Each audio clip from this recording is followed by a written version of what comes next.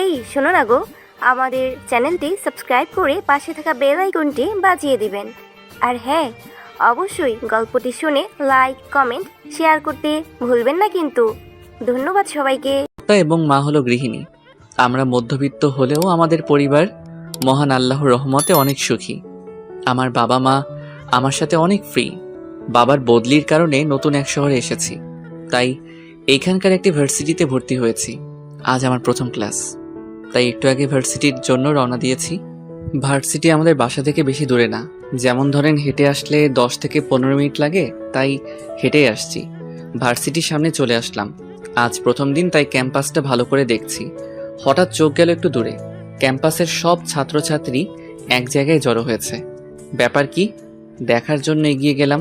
ছাত্রছাত্রীদের ভিড়ের মধ্যে দিয়ে ভিতরে গেলাম দেখার জন্য কি হচ্ছে। ভিতরে যা দেখলাম তার জন্য আমি মোটেও প্রস্তুত ছিলাম না। দেখে তো আমার কপাল বেয়ে ঘাম পড়ছে। আর ভিতরে দেখলাম তা হলো একটি মেয়ে 3-3টে ছেলেকে আচ্ছা মতো মারছে। মেয়ের হাতে হকি স্টিক, তা দিয়ে ছেলেগুলোকে উত্তম মাধ্যম দিয়ে চলেছে। মনে মনে ভাবছি, আল্লাহ তুমি আমাকে কোথায় নিয়ে এলে।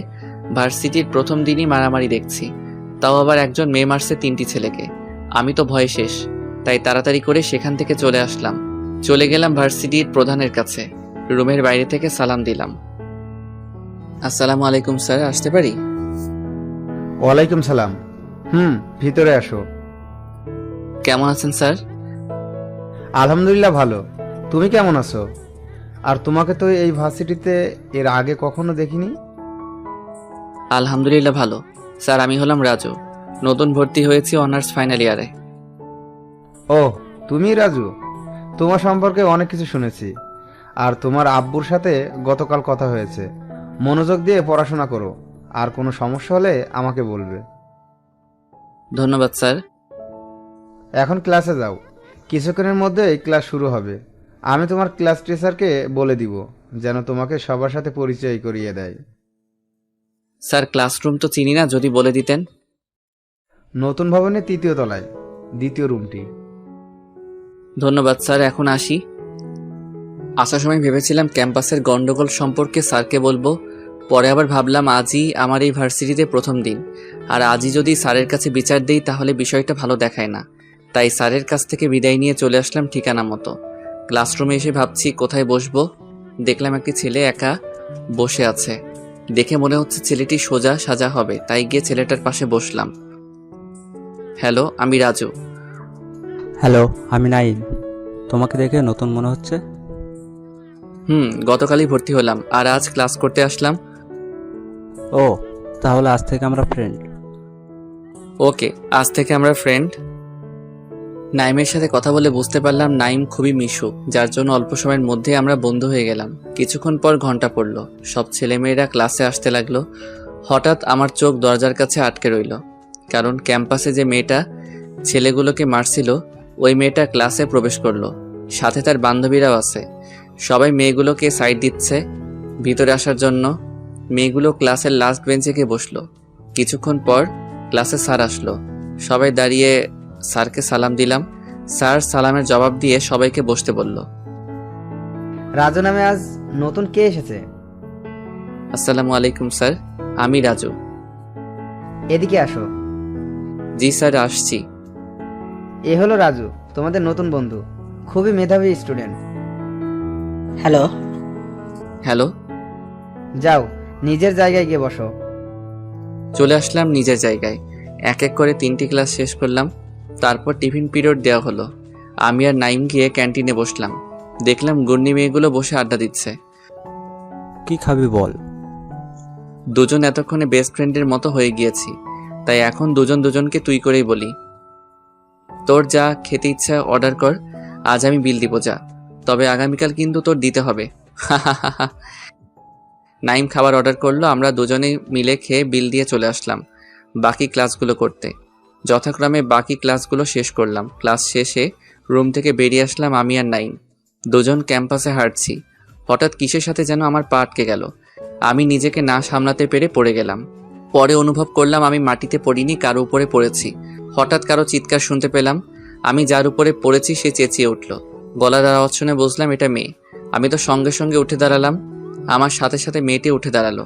যেই আমি মেয়েটিকে সরি বলতে যাব তখন তার মুখের দিকে তাকালাম। মেয়েকে দেখে তো আমার পায়ের নিচ থেকে মাটি সরে গিয়েছে, কারণ মেয়েটি আর কেউ না, সকালের গুন্ডি মেয়েটা। আল্লাহই জানে এই মেয়ে আমাকে কি করবে। মেয়েটি কিছু বলার আগেই, সরি আপু, আমি জেনে বুঝে আপনার উপরে পড়িনি বলেই দিলাম এক দৌড়। আমাকে আর কে ধরে, এক দৌড়ে বাসার নিচে চলে আসলাম। বাসায় যাওয়ার আগে আবার রাস্তায় আসলাম, চারিদিকে উকি দিয়ে দেখলাম না, মেয়েটি আমার পিছনে আসেনি। সুস্থির এক নিঃশ্বাস ছাড়লাম, এইবারের মতো না হয় বেঁচে গেলাম। কিন্তু আগামীকাল আমার কি হবে? আল্লাহ আমাকে ওই গুন্ডিমের হাত থেকে রক্ষা করো। বাসায় গিয়ে কলিং বেল বাজালাম, আম্মু এসে দরজা খুলে দিল। কি রে রাজু, তোকে এমন দেখাচ্ছে কেন? না আম্মু, কিছু হয়নি, দেখো না রাস্তায় কি রোদ, তাই এমন লাগছে। আচ্ছা, এখন ভিতরে আয়। চলে গেলাম আমার রুমে, ব্যাগটা রেখে বাথরুমে ঢুকলাম। তারপর মাথার উপর ঝর্ণাটা ছেড়ে দিলাম। আমার মনে হচ্ছে এখন আমার শরীর কাঁপছে। অনেকক্ষণ ধরে গোসল করে বেরিয়ে আসলাম। তারপর খাওয়া দাওয়া করে ঘুমানোর চেষ্টা করছি, কিন্তু চিন্তায় আমার ঘুম আসছে না। অনেক চেষ্টা করে ঘুমালাম, ঘুম ভাঙলো আম্মুর ডাকে। আর কত ঘুমাবি, এবার উঠে পড়। কয়টা বাজে? এখনই ডাকছো কেন? 5টা বাজে, এখন ওঠ। তো এত ভোরে ডাকছো কেন? ভার্সিটি তো 10টায়। এই, তোর মাথা ঠিক আছে তো, নাকি পাগল টাগল হলি? কেন, কি হয়েছে? এখন বিকাল 5টা বাজে, গাধা। কথা শুনিয়ে আম্মু চলে গেল। মাথার চুলগুলো চুলকাচ্ছি আর ভাবছি ওই গুন্ডি মেয়ের কারণে মনে হয় আমি সত্যি সত্যি পাগল হয়ে যাব। হাত মুখ ধুয়ে হালকা পাতলা নাস্তা করে নিলাম। তারপর বিকালের বাকি সময়টা ছাদে কাটিয়ে দিলাম। সন্ধ্যার সময় পড়তে বসলাম। কিছুক্ষণ পর আব্বু আসলো অফিস থেকে। পড়া থেকে উঠে আব্বুর সাথে আড্ডা দিতে চলে আসলাম। নতুন ভার্সিটির প্রথম দিন কেমন কাটলো? ভালোই কেটেছে। আব্বুর কথায় গুন্ডিমের কথাটা আবার মনে পড়ে গেল। কোনো সমস্যা হলে বলবে। জি আব্বু। আব্বুর সাথে আরো কিছুক্ষণ আড্ডা দিলাম। তারপর ডিনার করে আমার রুমে এসে শুয়ে পড়লাম। ঘুমানোর আগে ফেসবুক থেকে ঘুরে আসলাম। ফেসবুকে কিছুক্ষণ থেকে ঘুমিয়ে গেলাম। ফজরের আজানের ধ্বনিতে আমার ঘুম ভাঙলো। মনে মনে ভাবছি জীবনে কতই না ভুল করেছি, আর মহান আল্লাহর ইবাদতের কথা আর নাইবা বললাম। তাই এই ফজরের আজানের সময় প্রতিজ্ঞা করছি, যত সমস্যাই হোক না কেন সালাত ছাড়বো না। তাই শোয়া থেকে উঠে পড়লাম। বাথরুমে গিয়ে উঁচু করে বাসা থেকে বেরিয়ে আসলাম মসজিদে যাব। মসজিদ আমাদের বাসার কাছেই। সালাত আদায় করে মসজিদ থেকে বের হলাম।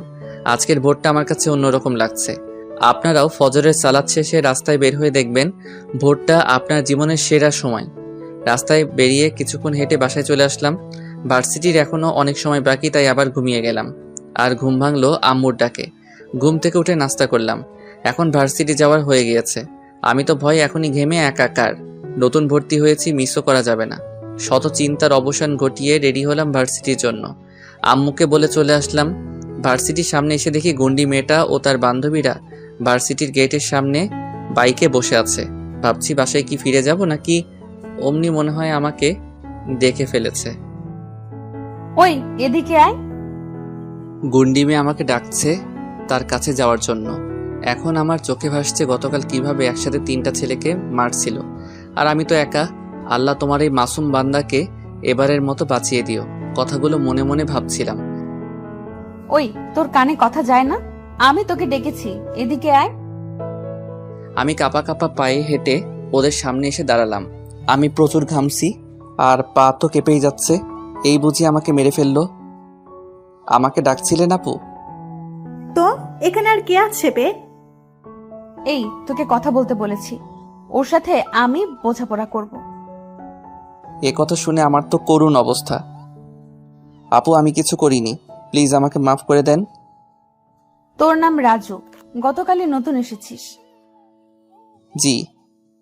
আর এসেই ক্যাম্পাসের সবার সামনে আমার উপরে ইচ্ছা করে পড়েছিস।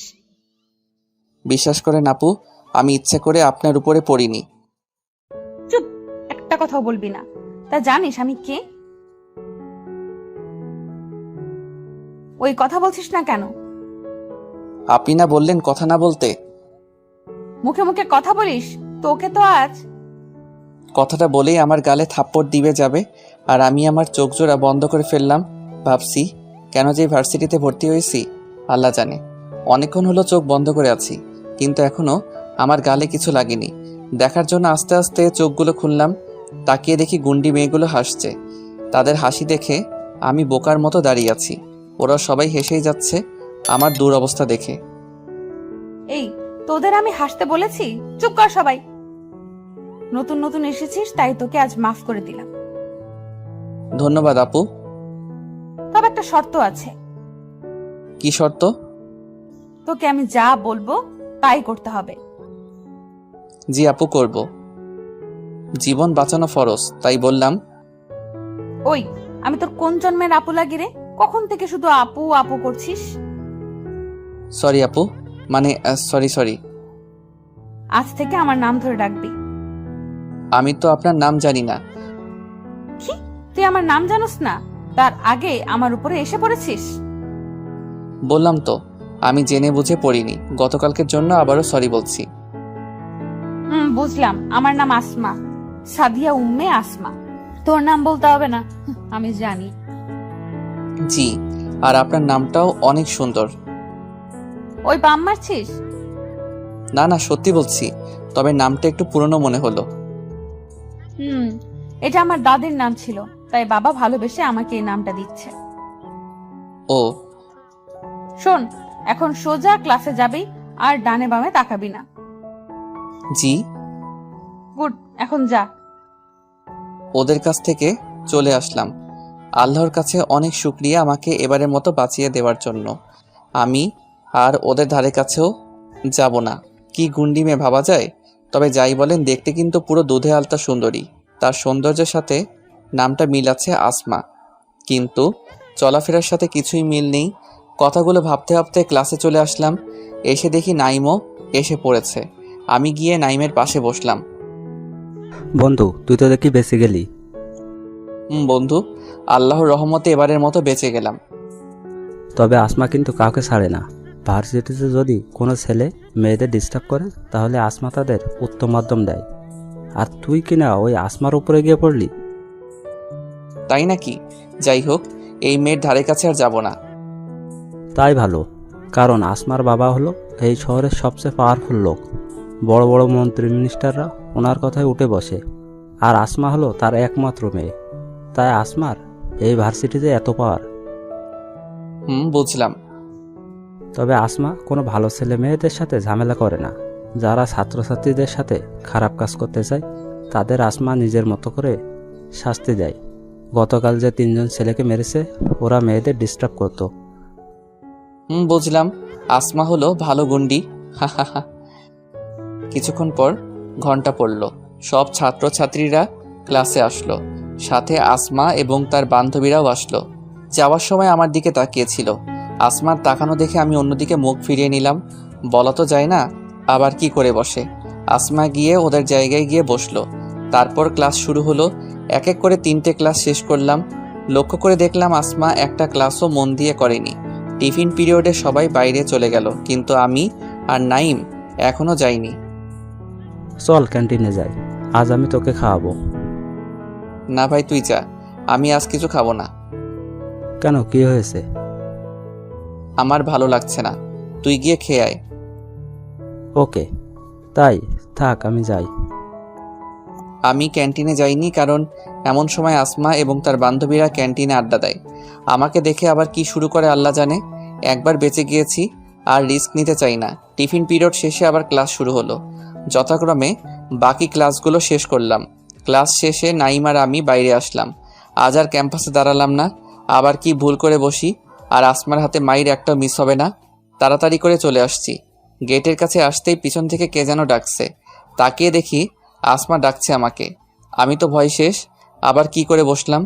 আমি তো কিছু জানি না, না শোনার ভান করে আবার হাঁটতে লাগলাম।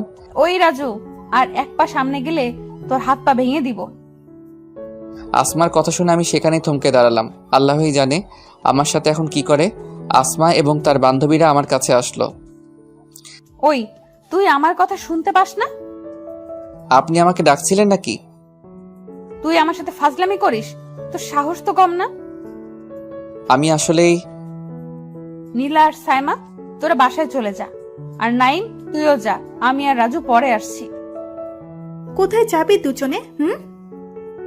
তোদের না জানলেও চলবে, তোরা বাসায় যা। ওরা সবাই চলে গেল আর আমি গাধার মতো দাঁড়িয়ে এতক্ষণ ওদের কথা শুনছিলাম। ওই দিকটায় চল। বিশ্বাস করেন আমি কিছু করিনি। আমি কি বলেছি তুই কিছু করেছিস? তাহলে আমাকে কেন ধরে নিয়ে যাচ্ছেন? এত পেঁচাল বাদ দিয়ে আমার সাথে চল তো। আসমা আমার হাত ধরে টানতে টানতে নিয়ে যাচ্ছে। ক্যাম্পাসের এক কোণে কিছু গাছপালা আছে এবং বসার জন্য জায়গা আছে। দেখলাম এখানে ছাত্রছাত্রীরা জোড়ায় জোড়ায় বসে আছে। আসমাকে সেখানে দেখে সবাই চলে যাচ্ছে। আমি শুধু অবাক হয়ে দেখছি ছাত্রছাত্রীরা আসমাকে কত ভয় পায়। আসমা আমাকে একটা গাছের নিচে বসালো। আমি বাসায় যাব। ওই, আমার সাথে বাচ্চামো ভাব করবি না বলে দিলাম। তাহলে আমাকে ধরে এনেছেন কেন? তুই সকালে আমাকে কি বলেছিলি? কি বলেছিলাম? তুই বলেছিলি আমি যা বলবো তুই তাই করবি। প্লিজ আমাকে ছেড়ে দেন। তোমার প্রথম কাজ হলো এখন থেকে আমাকে আর আপনি আপনি করে বলবে না, কেমন? এই প্রথম আমাকে তুমি করে বললো। সবাই তো দেখি আপনাকে আপনি করে বলে, তাহলে আমি কেন তুমি বলতে যাব? কারণ আমি বলতে বলেছি তাই। আচ্ছা বলবো। এখন আমি বাসায় যাই। কি শুধু শুধু কখন থেকে বাসায় যাব করছো? বাসায় কি নতুন বউ রেখে এসেছো নাকি? সরি, আর বলবো না। গুড। এখন চলো, আমাকে ফুচকা খাওয়াবে। আমি কেন আপনাকে ফুচকা খাওয়াবো? কি এত বড় কথা? তোকে তো আজ। আসমা আমার চুল ধরে জোরে জোরে ঝাঁকড়াতে লাগলো আর চেঁচামেচি করছে। প্লিজ আমাকে ছেড়ে দেন, আর বলবো না। তুই আমায় আবার আপনি করে বলছিস? তুই আছিস। আরো জোরে জোরে ঝাঁকড়াতে লাগলো। প্লিজ আমাকে ছেড়ে দাও। এখন থেকে তোমাকে তুমি করেই বলবো, আর ফুচকাও খাওয়াবো। সত্যি তো? সত্যি সত্যি, 3 সত্যি। তাহলে চলো ফুচকা খেতে। চলেন। সরি চলো। আসমা আমাকে ভার্সিটির পাশে এক ফুচকার দোকানে নিয়ে গেল। মামা ঝাল করে 1 প্লেট ফুচকা দেন তো। আমি মনে মনে ভাবছি আমার টাকা দিয়ে খাবে আর আমার জন্যই অর্ডার দিল না। কি গুন্ডি মেয়ে দেখেছেন, ঠিকই আমার টাকা দিয়ে ফুচকা খাচ্ছে। কিছুক্ষণ পর দোকানদার আসমার হাতে ফুচকার প্লেট দিল। আসমা ফুচকার প্লেট নিয়ে আমার কাছে আসলো, তারপর খেতে শুরু করলো। আই হা করো। না, আমি খাবো না। ভালোই বলছি, খেয়ে নাও। দাও আমার হাতে খাই। কেন, আমার হাতে কি বিষ আছে? খাও বলছি। বলেই জোর করে ফুচকা খাইয়ে দিল আমায়। আল্লাহ, এ কোন ঝামেলায় পড়লাম আমি। এই মেয়ে আমাকে পাগল বানিয়ে ছাড়বে। আমাকে আরো কয়েকবার খাইয়ে দিল, আর বাকিগুলো আসমা শেষ করলো। ফুচকা খাওয়া শেষ। এখন বাসায় যেতে হবে, না হলে আম্মু আবার চিন্তা করবে। আমি পৌঁছে দিয়ে আসি তোমার বাসায়। না, তোমার আর কষ্ট করতে হবে না, আমি নিজে চলে যেতে পারবো। আর আমার বাসা বেশি দূরে না, কাছেই। ঠিক আছে, সাবধানে যেও। তুমিও। যেই বাসার দিকে হাঁটা দিব তখনই। এই আমাকে একা ফেলে কোথায় যাচ্ছ? তুমি বাসায় চলে যাও। আমি বাসায় যাব কি করে? আমাকে রিকশা করে দাও। আমি কেন তোমাকে রিকশা করে দেব? এই তুমি না বললে আমার সব কথা শুনবে? রাগ করছো কেন? রিকশা ডেকে দিচ্ছি তো। কি আর করার, সবই আমার কপাল। আসমাকে রিকশা ডেকে দিলাম, আমাকে বাই বলে আসমা চলে গেল, আর আমি বাসার দিকে হাঁটা দিলাম। আমি ভাবছি এই গুন্ডি মেয়ে আমার কাছে কি চাই, নিজের বাবার এত টাকা রেখে আমার টাকা রিকশা করে বাসায় যায়। বাবা, কি কপাল আমার। বাসায় যাওয়ার আগে মসজিদ থেকে জোহরের সালাত আদায় করে নিলাম, যদিও সালাতের সময় আগেই চলে গিয়েছিল। বাসায় চলে গেলে আর জোহরের সালাত আদায় হবে না, তাই পড়ে নিলাম। বাড়িতে গিয়ে কলিং বেল বাজালাম। আম্মু এসে দরজা খুলে দিল। আজ আসতে এত দেরি হলো কেন?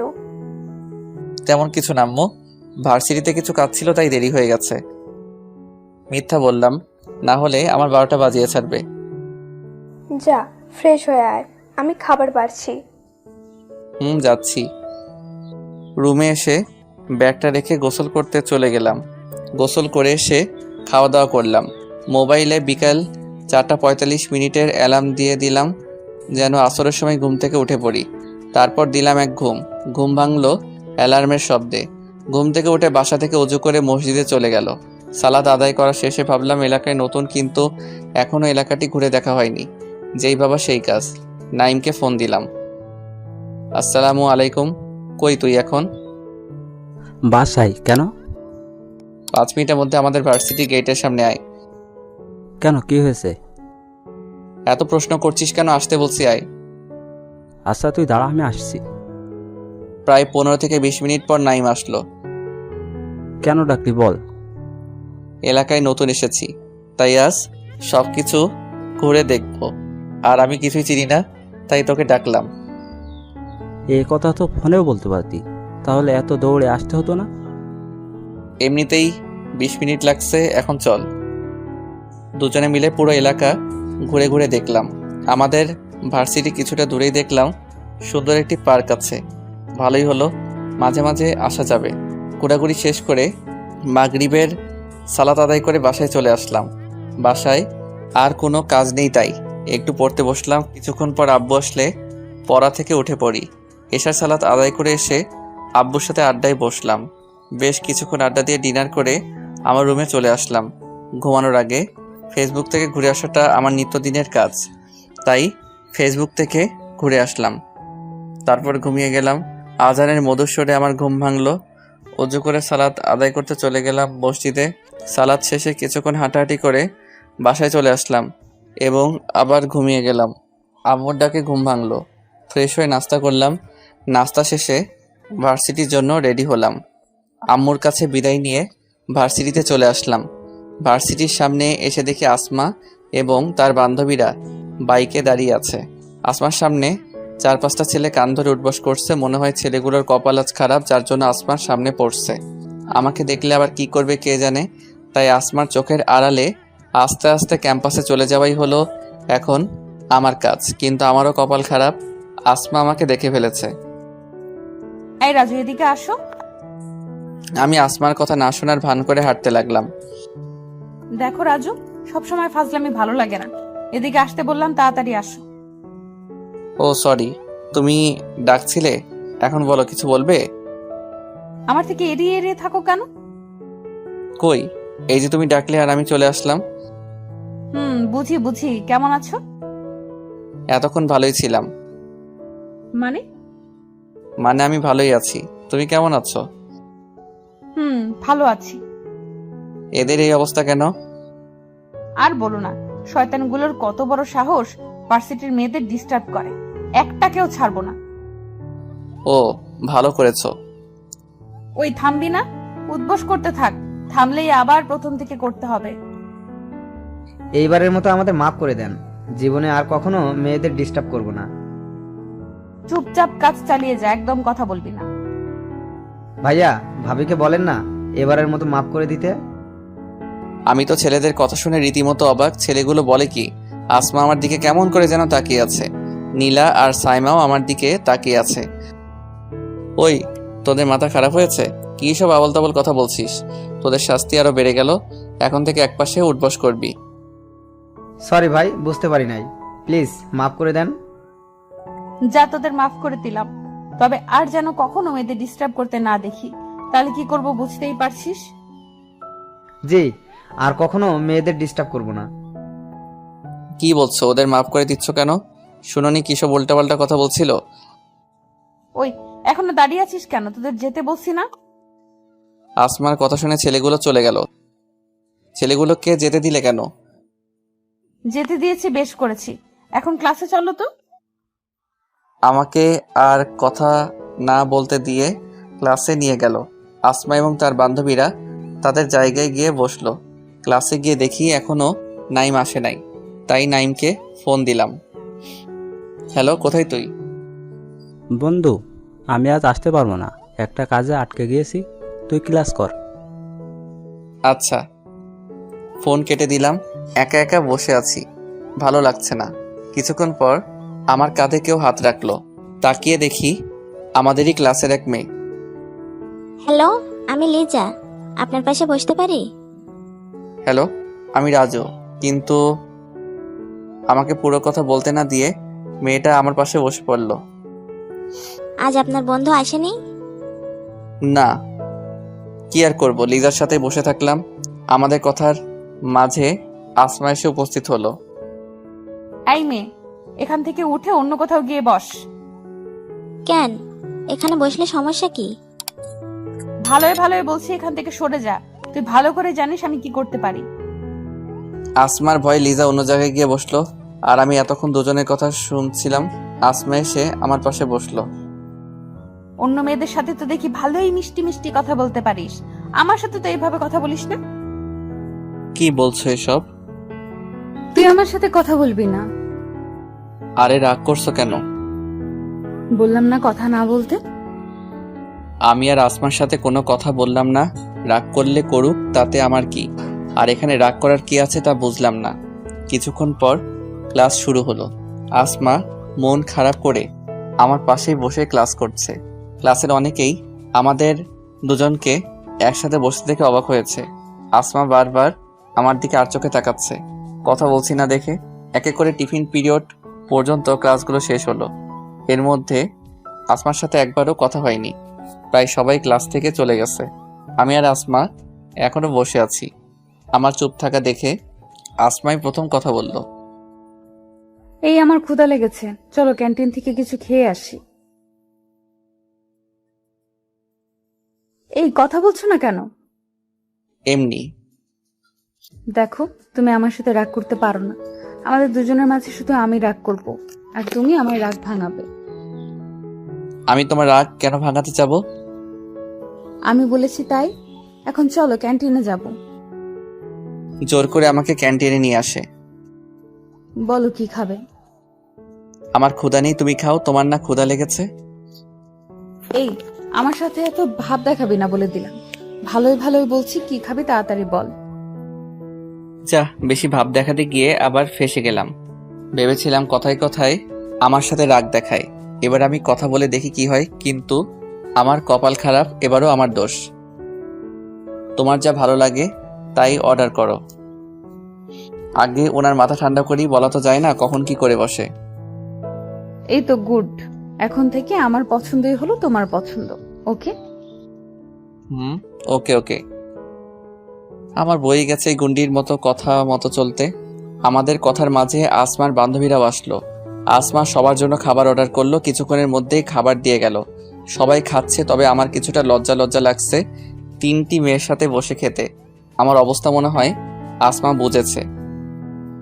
রাজু, তুমি খাচ্ছ না কেন? কই, খাচ্ছি তো। তা তো দেখতেই পারছি। এখন ভালোভাবে খাও তো। রাজু ভাইয়া, নাইমাস আসেনি কেন? বাহ, কাল তুই করে বলেছে আর আজ ভাইয়া বলে ডাকছে। ওর কি যেন কাজ ছিল তাই আসেনি। ও, সবাই খাওয়া দাওয়া করলাম। আমি বিল দিতে চাইলে আসমা বিল দিতে না করে। তারপর আসমা বিল দেয়। বিল দিয়ে ক্লাসে চলে আসি। আসমা এবারও আমার সাথে বসেছে, তবে এখন আর চুপ থাকেনি, অনেক কথা বলেছে, যার কারণে আমি ক্লাসে মন দিতে পারছি না। তুমি এত কথা বলছো কেন? মন দিয়ে ক্লাস করো। আমার মন তো অন্য একজনকে দিয়ে দিয়েছি। কি সব আবল তাবল বলে যাচ্ছ? ওসব তুমি বুঝবে না। তুমি ক্লাস করো, আমি আর কথা বলবো না। আবার ক্লাসে মনোযোগী হলাম, কিন্তু আসমা এখনো ডিস্টার্ব করছে, তবে মুখ দিয়ে না, পা দিয়ে। আসমা ওর পা দিয়ে আমার পায়ে সুরসুরি দিচ্ছে। বারণ করলে শুধু হাসে, কথা বলে না। এই জ্বালাময় পরিস্থিতিতেই বাকি ক্লাসগুলো শেষ করলাম। বুঝি না আমাকে বিরক্ত করে এই মেয়ের কী লাভ। ক্লাস শেষ, তাই সবাই বাইরে চলে আসলাম। আমি, আসমা আর আসমার বান্ধবীরা একসাথে হাসছি। এই রাজু, তোমার ফোন নাম্বারটা দাও তো। আমার ফোন নাম্বার দিয়ে তুমি কি করবে? বেশি কথা না বলে ফোন নাম্বার দাও। অপরিচিত কাউকে আমার নাম্বার দেই না। ওই, বেশি ভাবনা দেখিয়ে যা বলছি তা করো, না হলে এমন জায়গায় মারবো না জীবনে বাবার ডাক শুনতে পারবি না। কি যে বলো না, আমি তো মজা করছিলাম। এই নাও আমার নাম্বার। গুড। এখন সোজা বাসায় যাবা। আজ কোথাও যেতে পারবো না, বাসায় যেতে হবে আমার। এমন ভাব করছে লাগে ওনার সাথে ঘুরতে যাওয়ার জন্য আমি মরে যাচ্ছি। কি এত ভাবছো? না, কিছু না। আমাকে রিক্সা করে দাও। তোর না গাড়ি আসে এমন সময়? বেশি কথা বলিস কেন? আমার গাড়ি আসতে না করে দিয়েছি। গাড়িতে যেতে আর ভালো লাগে না, তাই রিক্সা দিয়ে যাব। রিক্সা করে যাও ভালো কথা, কিন্তু আমি তোমাকে কেন রিক্সা করে দিব? কারণ আমি বলেছি দিতে, তাই দিতে হবে। তাহলে অন্য কাউকে বলো। তোর সাথে ভালোভাবে কথা বললেই খালি কথা বাড়াস। এখন থেকে আর ভালোভাবে কথা বলা যাবে না। আরে আরে চেতো কেন? দিচ্ছি তো রিক্সাটিকে। এই তো এখন লাইনে আসছো। আসমাকে রিক্সা করে দিয়ে চলে আসলাম বাসায়। অবশ্য বাসায় যাওয়ার আগে জোহরের সালাত আদায় করে আসছি। বাসায় কলিং বেল বাজালাম, আম্মু এসে দরজা খুলে দিল। প্রতিদিনের মতো কিছু কথা বলে গোসল করতে চলে গেলাম। গোসল করে এসে দেখি অচেনা নাম্বার থেকে 2টি মিস কল এসেছিল। অচেনা নাম্বার, তাই বেশি গুরুত্ব দিলাম না। খাওয়া দাওয়া করতে চলে গেলাম। খাওয়া দাওয়া শেষ করে রুমে আসলাম। এসে দেখি ওই অচেনা নাম্বার থেকে আরো 10-12টি কল এসেছে। কেউ মনে হয় বিপদে পড়েছে, তাই এত কল করেছে। একটা কল করে দেখি কি সমস্যা, ভাবতে ভাবতে আবার কল আসলো। এবার কলটি রিসিভ করলাম। আসসালামু আলাইকুম, কে বলছেন? ওয়ালাইকুম সালাম। তুই এতক্ষণ কোথায় ছিলি? আপনি কে বলছেন? আর আমার সাথে এভাবে অসভ্যের মতো কথা বলছেন কেন? আমাকে এখনো চিনতে পারিসনি? আপনি কে যে আপনাকে চিনতে হবে? আমি আসমা। ও তুমি? এতদিন ভার্সিটিতে জ্বালিয়ে মারছে, এখন আবার ফোন দিয়ে। আল্লাহ, আমি কোথায় যাব বলো? এতক্ষণ কোথায় ছিলে? গোসল করে খাওয়া দাওয়া করছিলাম।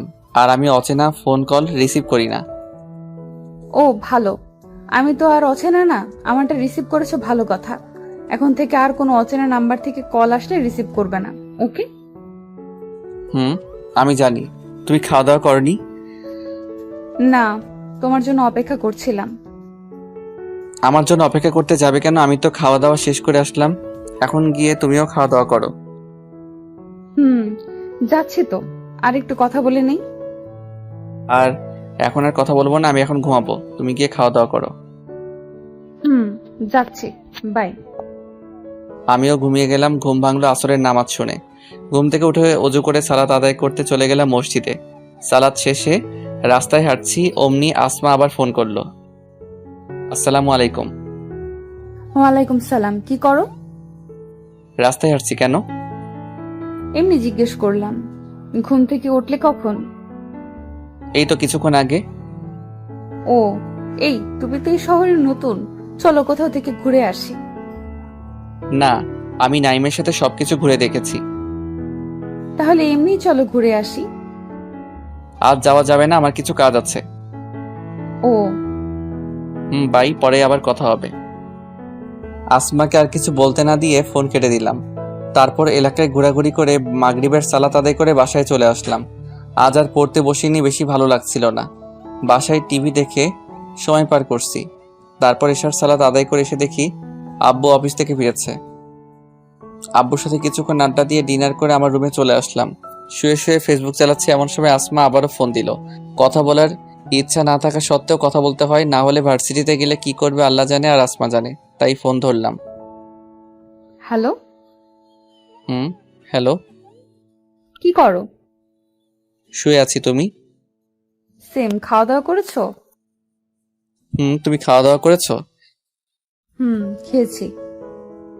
মেয়েদের সাথে ফোনে কথা বলা আমার অভ্যাস নেই, যা হয় হালকা পাতলা মেসেঞ্জারে, তাই ফোন আলাপ ভালো করে দিতে পারলাম না, অল্পতেই শেষ করে দিলাম। আসমার সাথে আরো কিছুক্ষণ কথা বলে ঘুমিয়ে গেলাম। ঘুম ভাঙলো প্রতিদিনের মতো মধুর সুরে ধেয়ে আসা আজানে। অলসতা বাদ দিয়ে অজু করে মসজিদে চলে আসলাম। সালাত আদায় করে নীরব রাস্তায় কিছুক্ষণ হাঁটাহাঁটি করলাম। কিছুক্ষণ হেঁটে বাসায় এসে আবার ঘুমিয়ে গেলাম। আম্মুর ডাকে ঘুম ভাঙল। তারপর ফ্রেশ হয়ে নাস্তা করে ভার্সিটিতে চলে আসলাম। ভার্সিটিতে এসে দেখি আসমা এবং তার বান্ধবীরা আজও গেটের সামনে দাঁড়িয়ে আছে। ভাবলাম আজ যেভাবেই হোক গন্ডিটার কাছে ধরা দেওয়া যাবে না। যেই ভাবা সেই গাছ, কিন্তু যাব কিভাবে? দেখলাম ছাত্রছাত্রীরা ভিতরে ঢুকছে, তাই তাদের পিছনে পিছনে চলে আসলাম ভিতরে। মনের শান্তিতে একটা নিঃশ্বাস ছাড়লাম। যাক, আজ গুন্ডির কাছ থেকে বেঁচে গেলাম, তাই মনের আনন্দে ক্লাসে যাচ্ছি। সিঁড়ি দিয়ে ওঠার সময় এক বড় ভাইয়ের সাথে ধাক্কা খেয়ে দুজনেই পড়ে যাই। দুজনেই উঠে দাঁড়ালাম। সরি ভাই, দেখতে পাইনি। তোর কত বড় সাহস, আমাকে ধাক্কা মেরে ফেলে দিছিস? জানিস আমি কে? বলেই আমার গালে ঠাস করে চড় মারলে। গায়ে হাত তুলেছেন কেন ভাই? বললাম তো সরি। এতক্ষণে তামাশা দেখার জন্য ছাত্রছাত্রী দৌড়ে চলে এসেছে। আবার মুখে মুখে কথা বলিস সিনিয়রদের সাথে, তোকে তো আজ। বলেই আমার পেটে একটা জোরে সোরে ঘুষি মারে। আমি নিজেই সামলাতে পারিনি, যে কারণে সিঁড়ি দিয়ে নিচে পড়ে গেলাম। মাথা প্রচণ্ড ব্যথা করছে। মাথায় হাত দিয়ে দেখি রক্ত দিয়ে হাত ভরে গেছে। আমার মাথায় রক্ত দেখে ছেলেটা সেখান থেকে চলে যায়। কিছুক্ষণের মধ্যেই দেখে আসমা এবং তার বান্ধবীরাও আসলো। আসমা দৌড়ে এসে আমাকে ধরে উঠালো। তারপর আসমা তার রুমাল দিয়ে আমার মাথাটা বেঁধে দিল। আমার এই অবস্থা দেখে মনে হচ্ছে আসমার চোখ পানিতে টলমল করছে, কিন্তু প্রকাশ করতে পারছে না। আমাকে ধরে সিঁড়িতে বসালো। তোমার গায়ে কে হাত তুলেছে? নাম জানি না, তবে আমাদের সিনিয়র। সিনিয়রের গুষ্টি কিলে ও সাহস হয় কি করে তোমার গায়ে হাত দেওয়ার? তোরা দেখেছিস কে রাজুকে মেরেছে? দাঁড়িয়ে থাকা ছাত্রছাত্রীদের জিজ্ঞেস করলো। তাদের মধ্যে থেকে একজন ছেলেটার নাম বলল। ছেলেটার নাম নাকি রাকিব। ওই রাকিবের বাচ্চা যেন 10 মিনিটের মধ্যে ক্যাম্পাসের মাঠে পায় আমি। তুই কোনো চিন্তা করিস না, দেখ আজ তোর কি অবস্থা করি। চলো আমার সাথে। কোথায় যাব? তোমার মাথায় ব্যান্ডেজ করিয়ে নিয়ে আসি। না থাক, লাগবে না। বেশি কথা বললে এখন তোকেও মারবো। কে শুনে কার কথা? আমাকে দাঁড় করিয়ে এক হাত পিছন থেকে জড়িয়ে ধরে আস্তে আস্তে হাঁটতে লাগলো। আসমা আমাকে এভাবে জড়িয়ে ধরায় আমার কেমন যেন লাগছিল। আমাকে ছেড়ে দাও, আমি একাই হাঁটতে পারবো। তোকে কিন্তু বেশি কথা বলতে না করেছি, তাই চুপ থাক। কিছু করার নেই, না হলে আবার ব্যথার উপর ব্যথা দিবে, তাই চুপ করে হাঁটতে লাগলাম। আসমা আমাকে একটা ফার্মেসিতে নিয়ে আসলো। তারপর ভালো করে ওয়াশ করে মাথায় ব্যান্ডেজ করে দিল। ফার্মেসি থেকে আমাকে ক্যাম্পাসের মাঠে নিয়ে আসে। এসে দেখি রাকিব, মানে যে আমাকে মারলো, মাঠের মধ্যে পড়ে আছে। আসমা আমাকে রাকিবের কাছে নিয়ে গেল। তুই রাজুকে মেরেছিস কেন? আমার ভুল হয়ে গিয়েছে, আর কোনোদিন এমন হবে না। তোর নামে এর আগেও আমার কাছে কমপ্লেন এসেছে, কিন্তু কিছু করিনি। তবে আজ আর তোকে ছাড়ছি না। আসমা কথা শেষ করে রাকিবকে ইচ্ছা মতো মারতে লাগলো। আমি আসমাকে অনেকবার বাধা দিতে গেলাম, কিন্তু কোনো লাভ হয়নি। আমাকে ধাক্কা দিয়ে সরিয়ে আবার মারে। মারতে মারতে রাকিবকে রক্তাক্ত করে ফেলেছে। মনে হচ্ছে আর কিছুক্ষণ এভাবে চললে রাকিব মরেই যাবে, তাই খারাপ কিছু ঘটার আগে আসমাকে থামাতে হবে। আরো মারলেও মরে যাবে, ছেড়ে দাও ওরে। আজ ওরে মেরেই ফেলবো, ছাড়ো আমাকে। প্লিজ আসমা, ওরে ছেড়ে দাও।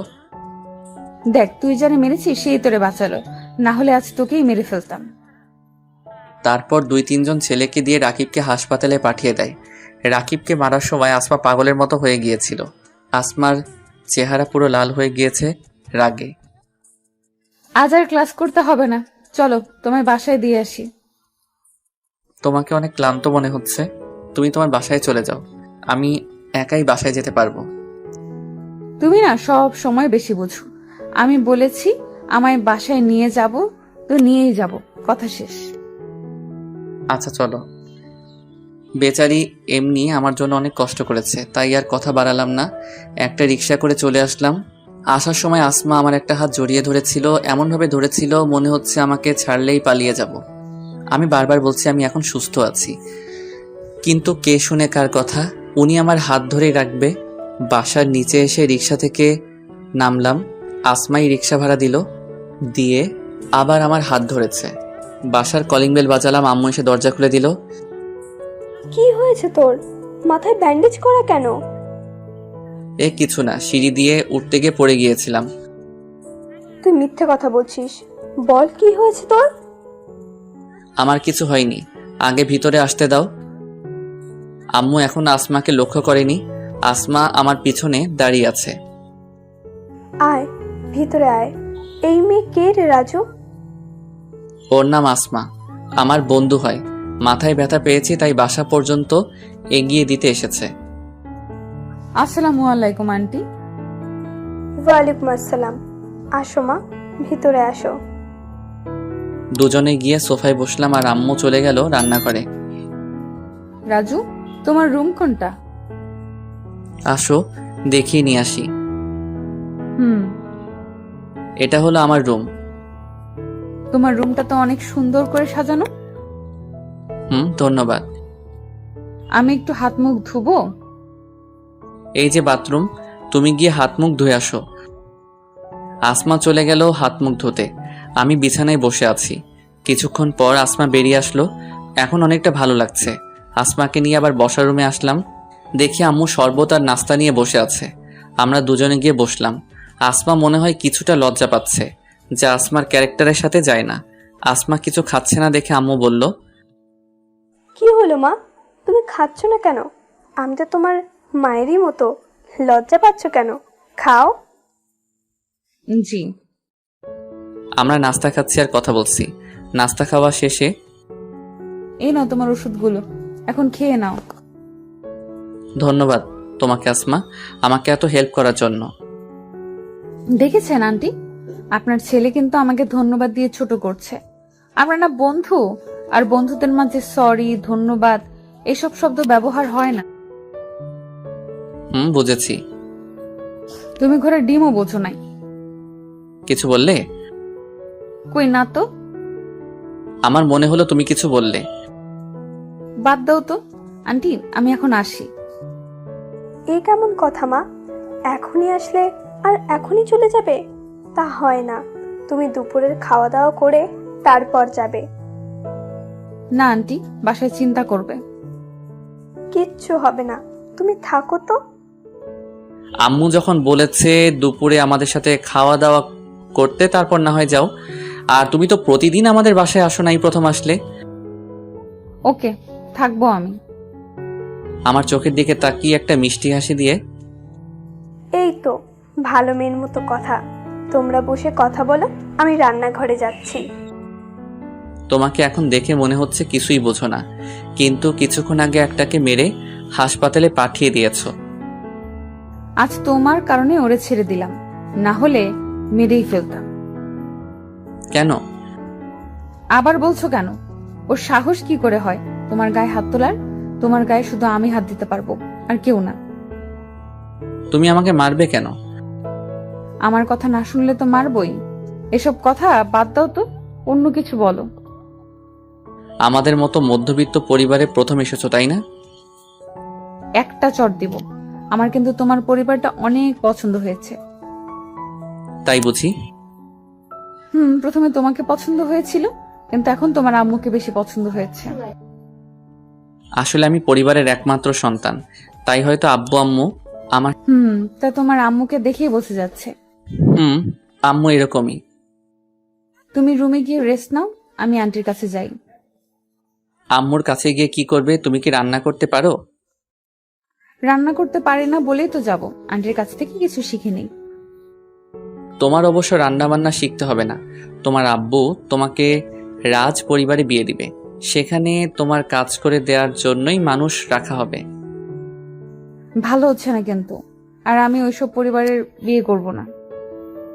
তো কেমন পরিবারে বিয়ে করবে? এত কিছু তোমার জানতে হবে না, আমার বিয়ের সময় দেখে নিও। যা তোমার ইচ্ছা। যাও গিয়ে রেস্ট নাও। আসমা চলে গেল আম্মুর কাছে, আর আমি আমার রুমে এসে শুয়ে আছি। কখন যে ঘুমিয়ে যাই বুঝতে পারিনি। ঘুম ভাঙলো কারো স্পর্শে। ঘুম ঘুম চোখে তাকিয়ে দেখি আসমা আমার মাথার কাছে বসে আছে, আর আমার মাথায় হাত বুলিয়ে দিচ্ছে। আমি তাড়াতাড়ি করে শোয়া থেকে উঠে বসে পড়লাম। আমাকে হঠাৎ উঠতে দেখে আসমা কিছুটা অপ্রস্তুত হয়ে গিয়েছে। কি হয়েছে তোমার? হঠাৎ এইভাবে উঠে পড়লে কেন? মাথায় ব্যথা পেয়েছো? না না, আমার কিছু হয়নি। তুমি কখন আসলে আমার রুমে? রান্না করা শেষ, তাই আন্টি তোমাকে ডাক দিতে বলল। এসে দেখে তুমি ঘুমাচ্ছ, তাই ডাক দিতে ইচ্ছা হয়নি। আচ্ছা তুমি বসো, আমি ফ্রেশ হয়ে আসছি। ফ্রেশ হয়ে এসে দেখি আসমা রুমে নেই, মনে হয় আম্মুর কাছে গিয়েছে। তাই আমিও খাওয়ার রুমে গেলাম। গিয়ে দেখি আম্মু আর আসমা আমার জন্য অপেক্ষা করছে। আমি গিয়ে আমার চেয়ার টেনে বসলাম। আম্মু খাবার বেড়ে দিচ্ছে। খাবার বেড়ে দেওয়া শেষে আম্মুও আমাদের সাথে খেতে বসেছে। রান্না কেমন হয়েছে আসমা? জি আন্টি, ভালো হয়েছে। আম্মুর হাতে রান্না সবসময় অনেক ভালো হয়। তিনজন মিলে একসাথে খাওয়া দাওয়া শেষ করলাম। খাওয়া শেষে আসমা কিছুক্ষণ রেস্ট নিয়ে তার বাসায় চলে যায়। যাওয়ার আগে বলে গিয়েছে আবার নাকি আমাদের বাসায় বসবে, আর আম্মুও বলে দিয়েছে আম্মুর সাথে প্রতিদিন দেখা করে যেতে। আম্মু আর আসমার কথা শুনে মনে হচ্ছিল আসমা আমার ক্লাসমেট না, বরং আম্মুর বান্ধবী। আসমা চলে যাওয়ার পর আমিও আমার রুমে চলে যাই রেস্ট নিতে। শুয়ে শুয়ে ফেসবুক চালাচ্ছি, তার মধ্যেই নাইম ফোন করলো। হ্যালো, কেমন আছিস? ভালো আছি, তুই কেমন আছিস? আমি ভালো আছি। নীলা ফোন দিয়ে বলল রাকিব নামের ছেলে নাকি তোরে মেরেছে। আরে ও কিছু না, হালকা একটু কেটে গিয়েছিল। তারপর আসমা ফার্মেসিতে নিয়ে গিয়ে ব্যান্ডেজ করিয়ে আনে এবং বাসায় এসে দিয়ে যায়। ও, তা আসমার সাথে কিছু চলছে নাকি? তোর জন্য এত কিছু করছে? আরে তেমন কিছু না, ক্লাসমেট ভেবে হয়তো করেছে। হতেও পারে। তুই ভার্সিটিতে আসিস না কেন? আম্মুর শরীর ভালো না, তাই হাসপাতালে নিয়ে আসছি, তাই আসতে পারছি না। ও, আন্টির জন্য দোয়া করি যেন তাড়াতাড়ি সুস্থ হয়ে যায়। বাই, আম্মুর জন্য ওষুধ আনতে যেতে হবে। Okay bye. নাইমের সাথে কথা বলে কল কাটতে আসমা কল দিল। আমি কল রিসিভ করলাম। এই, তোমার নাম্বার বিজি দেখাচ্ছিল কেন? কার সাথে এত কথা বলছিলে? নাইম ফোন দিয়েছিল। সত্যি বলছো তো? তোমার সাথে আমি মিথ্যা বলতে যাব কেন? তোমাকে নিয়ে বিশ্বাস নেই। ওসব কথা বাদ দাও, এখন বলো কেমন আছো? কিছুক্ষণ আগে না আমায় দেখে গেলা ভালো আছি।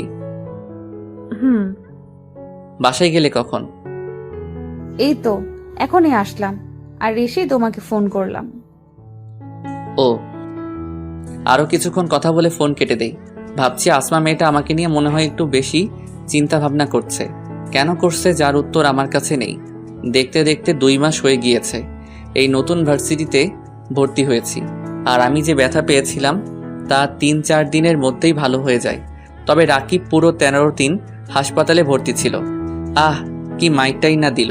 আমি থাকলে তো মনে হয় মরেই যেতাম। আর আসমা, ওনার কথা আর কি বলবো, সারাক্ষণ শাসন করে যাবে, এটা করো ওটা করো, আমার সাথে এখানে যাবে ওখানে যাবে ইত্যাদি ইত্যাদি। মাঝে মাঝে বিরক্ত লাগে, কিন্তু কিছু করার নেই। কথা না শুনলে রাকিবের ভয় দেখা আমাকেও নাকি মেরে হাসপাতালে পাঠিয়ে দিবে। এই 2 মাসের মধ্যে আসমা আরো 3 বার আমাদের বাসায় এসেছিল। আম্মুকে এখন দেখি সারাক্ষণ আসমার কথা বলে। আসমার চোখগুলো কি সুন্দর, আসমার চুলগুলো কি সুন্দর, আসমার নাকটা কি সুন্দর ইত্যাদি ইত্যাদি। আম্মু তার ভালো রূপটা নিচ্ছে, কিন্তু তার আসল গুন্ডি রূপটা আমি চিনি। যাক, তা আর নতুন করে বললাম না। এখন ক্লাস শেষে ক্যাম্পাসের এক কোণে দাঁড়িয়ে আছি। নীলা আমাকে একা দেখা করতে বলছে। আমার কাছ থেকে কি জানি হেল্প নিবে বলেছে। কিছুক্ষণ পর নীলা আসলো। এভাবে কেন দেখা করতে বলেছো? দরকার আছে, আগে কথা দাও আমাকে সাহায্য করবে। আমার সাধ্যমতো হলে অবশ্যই করব। আমি তোমার বন্ধু নাইমকে ভালোবাসি। কি? আমি নাইমকে ওই কলেজ লাইফ থেকেই ভালোবাসি, কিন্তু দেখো না, আমার সাথে ভালো করে কথাও বলে না। অনেক কষ্ট করে ফোন নাম্বারটা নিয়েছিলাম। আমি একদিন নাইমকে জিজ্ঞাসা করি, তুমি আমার সাথে কথা বলো না কেন? জানো নাইম কি বলেছিল? কি বলেছে ওর নাকি আমার সাথে কথা বলতে ভয় করে, তাই আমার সাথে কথা বলে না। এখন যা করার তোমাকেই করতে হবে। আমি কি করব? তুমি নাইমের বেস্ট ফ্রেন্ড। তুমি যদি নাইমকে বলো যে আমি ওরে এতদিন ধরে ভালোবেসে যাচ্ছি, তাহলে নাইম তোমার কথা কখনো ফেলবে না। প্লিজ আমার এই উপকারটুকু করে দাও, আমি নাইমকে ছাড়া বাঁচবো না। থাক, আমার বন্ধুর জন্য তোমাকে আর মরতে হবে না। আমি সবকিছু সামনে নিব, তুমি কোনো চিন্তা করো না। মনে করো আগামীকাল থেকে নাইম তোমার। অনেক ধন্যবাদ তোমাকে। এখন চলো যাওয়া যাক। কখন আবার কে চলে আসে আমাদের এইভাবে দেখলে খারাপ ভাবতে পারে। যাবো, তার আগে এই চিঠিটা নাও, এটা নাইমকে দিয়ে দিও প্লিজ। দিয়ে দিব নে। আমাদের কথার মাঝে হঠাৎ কোথা থেকে আসমান চলে আসলো, দেখে মনে হচ্ছে অনেক রেগে আছে। তোর হাতে কি এটা? আমার কাছে দে। এটা তোমাকে দেওয়া যাবে না। চিঠিটা চাচ্ছে তাই না করে দিলাম। একজনের চিঠি অন্যজন কিভাবে পড়ে বলেন? আমি কিন্তু রেগে আছি, বেশি কথা বলবি না। চিঠিটা দে বলছি। আসমা শব্দ করে চিঠিটা পড়তে লাগলো। প্রিয়তমা, যেদিন তোমাকে প্রথম দেখেছিলাম সেদিনই আমার ছোট্ট মনে তোমার নামটা লিখে রেখেছিলাম। আমি তোমাকে কতটা ভালোবেসে ফেলেছি তা আমি নিজেও জানি না। তোমাকে এক নজর দেখার জন্য ছটফট করতাম, কিন্তু তোমাকে বলতে পারতাম না। যদি ফিরিয়ে দাও এই ভয়ে, এতে তোমার ভালোবাসায় অপেক্ষা থাকা নীল। চিঠিটা পড়ে আসমা কান্না করে দেয়। আমি তোকে অনেক ভালো মনে করেছিলাম, সেই প্রথম দিন থেকে তোকে আগলে রেখেছি, কিন্তু তুই আমার বিশ্বাস নিয়ে খেলা করেছিস। কি বলছো এসব? আমি কিছুই বুঝতে পারছি না। আর একটাও কথা বলবি না আমার সাথে। তোর সাথে আমার আর কোনো কথা নেই। তুই থাক তোর নীলারে নিয়ে। তুমি যা ভাবছো। বললাম না, আমার সাথে আর কখনো কথা বলবি না। তুই কি শুরু করছিস এসব? আমি তোকে সব কিছু বলেছিলাম, তারপরেও তুই আমার কাছ থেকে সব কিছু কেড়ে নিলি। তুই না আমার বেস্ট ফ্রেন্ড ছিলি। তুই যা ভাবছিস আমি সবকিছু ভুল ভাবছিস। থাক, এখন আর শাক দিয়ে মাছ রাখতে হবে না। আর তোকে যেন আর আমার সামনে না দেখি, তাহলে জানে মেরে ফেলবো। কথাগুলো বলে আসমা কান্না করতে করতে চলে গেল। আসমার কথাগুলো সব আমার মাথার উপর দিয়ে যাচ্ছে। বুঝলাম না চিঠিটা পড়ে এত রিয়্যাক্ট করার কি ছিল। গালে হাত দিয়ে দাঁড়িয়ে আছি, আর চারপাশে ছাত্রছাত্রীরা তামাশার মজা নিচ্ছে। সরি, আমার জন্য এসব কিছু হলো। তুমি বাসায় যাও, আমি নাইমকে সব কিছু বুঝিয়ে বলবো। নীলা চলে গেল। আমি এখনো ক্যাম্পাসে দাঁড়িয়ে আছি। আমার এত অসম্মানের এর আগে কখনোই হয়নি। এত মানুষের সামনে এভাবে অসম্মান না করলেও পারতো। সত্যি বলতে খুব কষ্ট হচ্ছে, বুকটা একদম ভারী হয়ে গিয়েছে। পুরো ক্যাম্পাস খালি হওয়ার পর আমি বেরিয়েছি। এতক্ষণ এক জায়গাতেই দাঁড়িয়েছিলাম। আস্তে আস্তে হেঁটে বাসার দিকে যাচ্ছি আর মনকে হালকা করছি, কিন্তু কিছুতেই তা হচ্ছে না। বাসায় যাওয়ার আগে জোহরের সালাত আদায় করে নিলাম, যা থেকে মনটা কিছুটা হালকা হয়েছে। বাসায় কলিং বেল বাজালাম। আম্মু এসে দরজা খুলে দিল। কি রে, তোর মুখটা এমন মলিন হয়ে আছে কেন? কিছু হয়েছে? না আম্মু, কিছু হয়নি। ভারী কণ্ঠ, কারণ অনেকক্ষণ ধরে কথা বলা হয় না। তোর কণ্ঠ এমন লাগছে কেন? বললাম তো কিছু হয়নি, আমাকে ভিতরে আসতে দাও। আম্মুকে আর কিছু বলার সুযোগ না দিয়ে আমার রুমে চলে আসি। ব্যাগটা রেখে গোসল করতে চলে গেলাম। গোসল করে এসে রুমে বসে আছি, খাওয়া দাওয়া করতে যাইনি, তাই কিছুক্ষণ পর আম্মু আমার রুমে আসলো। তোর কি শরীরটা খারাপ লাগছে? না আম্মু, কিছু হয়নি। তাহলে তুই খেতে আসলি না কেন? আমার পেট ভরা লাগছে, তাই খেতে যাইনি। তুই আমার সাথে মিথ্যে কথা বলছিস কেন? মনে হচ্ছে তুমিও কিছু খাওনি, চলো একসাথে খাবো। আম্মুকে জোর করে নিয়ে আসলাম খাওয়ার জন্য। আমার জন্য তো আর আম্মুকে চিন্তায় ফেলতে পারি না, তাই আম্মু আর আমি একসাথে খাওয়া দাওয়া করলাম। খাওয়া দাওয়া শেষে আমার রুমে চলে আসলাম। মোবাইলটা হাতে নিয়ে নাইমকে ফোন দিলাম। হ্যালো নাইম। কিরে, ক্লাস শেষে আজ কই গেছিলি? একটা জরুরি কাজে তাড়াতাড়ি চলে এসেছিলাম। ও, এখন বল, ফোন কেন দিয়েছিলি? ওয়াদা কর আমার কথাটা রাখবি। এভাবে বলছিস কেন? বল, কি এমন কথা বলবি যার জন্য আমাকে ওয়াদা করতে বলেছিলি? নীলা তোকে সেই কলেজ লাইফ থেকে ভালোবাসে। তোকে অনেকবার বলতে গিয়েও বলেনি, যদি তুই ফিরিয়ে দিস সেই ভয়ে। আমি তোকে বলছি, আমি নীলার চোখ তোর জন্য ভালোবাসা দেখেছি, তুই ওকে ফিরিয়ে দিস না। কিরে, কথা বলছিস না কেন? শুনছি, বল। আমি চাই আজ বিকালে তুই নীলার সাথে দেখা কর, এবং তুই কিন্তু নীলাকে আজ প্রপোজ করবি। সত্যি বলতে নীলাকে আমারও ভালো লাগে, কিন্তু ওরে দেখলেই কেমন ভয় লাগে। আমি কিছু জানি না, ভয়কে জয় করে আজ নীলাকে তুই প্রপোজ করবি। দেখি কি করা যায়। আমি এত কিছু শুনতে চাই না, আমি যা বলছি তাই যেন হয়, না হলে তোর আর আমার বন্ধুত্ব এখানেই শেষ। বাই। ফোন কেটে দিলাম এবং মোবাইলটা বন্ধ করে দিলাম। আমার বিশ্বাস নাইম আর নীলার ভালোবাসা সফল হবে। আর বেশি কিছু না ভেবে ঘুমিয়ে গেলাম। রিয়েল লাইফেও আমি এমন, যখন কারোর সাথে ঝগড়া হয় বা মন খারাপ থাকে তখন ঘুমিয়ে যাই, কারণ এ থেকে মাথা ঠান্ডা রাখা যায় এবং যে কোনো ভুল সিদ্ধান্ত থেকে নিজেকে বাঁচানো যায়। আর সেই ব্যক্তিই আসল বীর, যে নিজের রাগকে কন্ট্রোল করতে পারে। ঘুম ভাঙলো আসরের আজানে। অজু করে সালাত আদায় করতে মসজিদে চলে আসলাম। সালাদ শেষে রাস্তায় আসলাম, ভালো লাগছে না হাঁটতে, তাই আবার বাসায় চলে আসলাম। এসে চলে গেলাম সোজা ছাদে। ছাদে দাঁড়িয়ে আকাশটাকে উপভোগ করতে আমার ভালো লাগে। তবে ভার্সিটির ঘটনাটা আমি এখনো ভুলতে পারছি না। সাধারণ একটা বিষয় নিয়ে আসমার এত বড় রিয়্যাক্ট করার কি ছিল বুঝলাম না। মাগরিবের আজান শুনে ছাদ থেকে নামলাম। মসজিদ থেকে সালাত আদায় করে বাসায় চলে আসলাম। আজ আর পড়তে বসিনি, আর বসলেও মনোযোগ দিতে পারবো না, তাই আম্মুর সাথে বসে আড্ডা দিচ্ছি, যা থেকে মনটা অনেকটা হালকা হয়ে গিয়েছে।